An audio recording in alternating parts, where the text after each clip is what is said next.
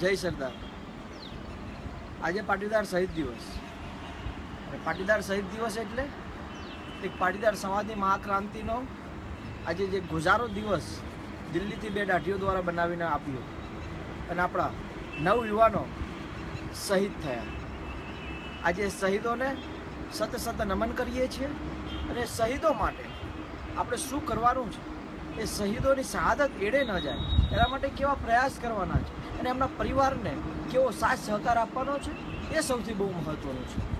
આજે પાટીદાર સમાજના એ નવ લોહિયા યુવાનો સમાજને અનામત આપવાની લડતમાં શહીદ થયા છે.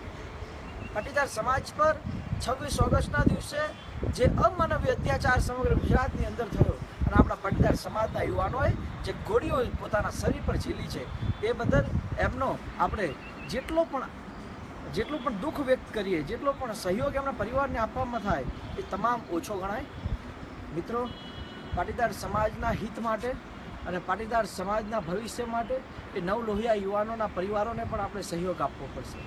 પાટીદાર સમાજને અનામત ચોક્કસપણે મળવાની છે અને આ પાટીદાર સમાજના શહીદોની શહાદત કોઈ પણ ભોગે એળે ન જાય એટલા માટે આપણે સૌ લોકોએ એકજૂટ થઈને અને લેવા કળવાનો હજુ પણ જે અમુક લોકો વાદ વિવાદ કરી રહ્યા છે એને ભૂલવો પડશે. ફક્ત પાટીદાર સમાજની તાકાત શું છે, પાટીદાર સમાજની હિંમત શું છે, એની સાથે જો આપણે આગળ વધીશું ને તો મને ચોક્કસ વિશ્વાસ છે કે પાટીદાર સમાજને ન્યાય મળશે, પાટીદાર સમાજના હિત માટે આપણે કાર્ય કરી શકીશું.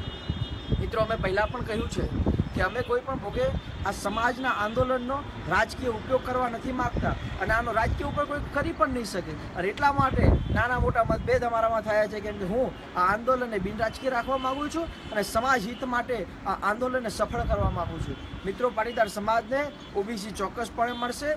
પાટીદાર સમાજનો ઓબીસી સર્વે થશે એટલે આપોઆપ ખ્યાલ આવી જશે કે પાટીદાર સમાજમાં કોણ ગરીબ છે અને કોણ અમીર છે. મિત્રો, આજે શહાદત પાટીદાર સમાજની જે પોતાના ઘરેથી આ મહારેલીમાં આવ્યા હતા, જે કહેવાય ને કે લौट कर घर कब ના ગયે, આ પાટીદાર સમાજના યુવાનોએ સમાજ માટે ખૂબ કર્યું છે. મિત્રો, હવે આપણો વારો છે કે આ પાટીદાર સમાજના યુવાનોને કઈ રીતે આપણે ન્યાય અપાવી શકીએ.